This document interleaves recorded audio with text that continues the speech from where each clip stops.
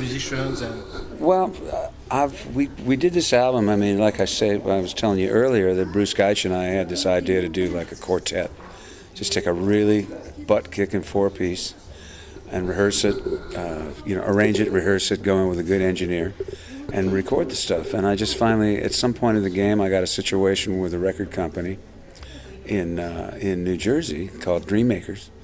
And it's sort of the guy that was representing Dreammakers is an old friend of mine, Mark Edinger.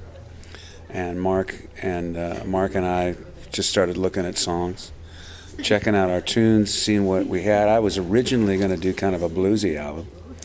And Mark said, wait a minute, you got all kinds of different songs. Why don't we put it all on there? I went, wow, a record company wants a lot of different kinds of music? That's a rare one. Usually they want to, most record companies, they hear one song they like and they say, well, write 12 of those, you know. So we just decided to go in. We took 3 days of rehearsal. We used Bruce Geitch on guitar, Billy Ward on drums, and George Hawkins Jr. on the bass, all of whom I've worked with on and off on different albums for years. And George and Bruce were in Nashville already, so it was real easy to find them, and all I had to do was just fly Billy down for rehearsals. So we just put it all together. First of all, we picked the best tunes that we thought we could find. Some of them quite old, actually, that had been sitting there and nothing had been done with them. And we just decided to recut them all. My stuff doesn't age all that much, you know. I mean, it's what it is. It's my stuff, so it kind of always, no matter when you cut it, it just sounds like you did it today, you know. And then so we recorded it. We went up to New Jersey to Dreammakers' recording facility, which was Barbershop Studios, and went in with Jason Casaro, who's an engineer, who did some stuff with Steve Winwood. He did all the tracking for the Winwood record that was so great, and did Soundgarden and stuff like that. So he's awesome engineer, really great fat drum sounds and stuff. And we went in with Jason, and we just went for it. And it had been probably 10, maybe even 15 years since I'd done a solo album. I just went, well, man, I better get one out of the way pretty soon, or I never will again.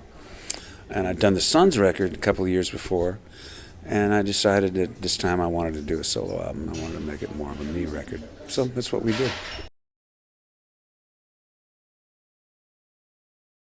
Well, we got Jerry Lopez from my other solo band that was playing in Japan and Europe for the last, I think it was the last maybe 10, maybe even 15 years ago was the last time I worked with Jerry.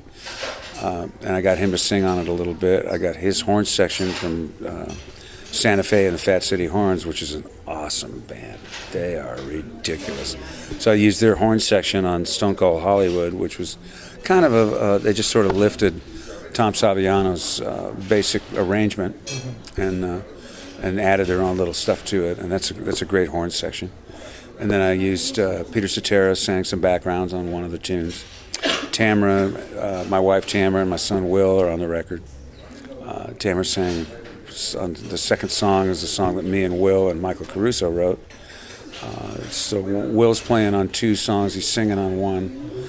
Tamara's doing backgrounds on a couple things. And who else? Let me see. Dennis McCoskey sang in the choir. There's a bunch of people in the choir on one song. That's pretty much it, I think. It was mostly my guys. Oh, yeah, Michael English. That's what I had just done some backgrounds for one of Michael's records. And I was going to try to make this one song as a song called Never Been Afraid, which actually me and Andreas Carlson had written years ago. We wrote this when Andreas was about 19 or 20 years old.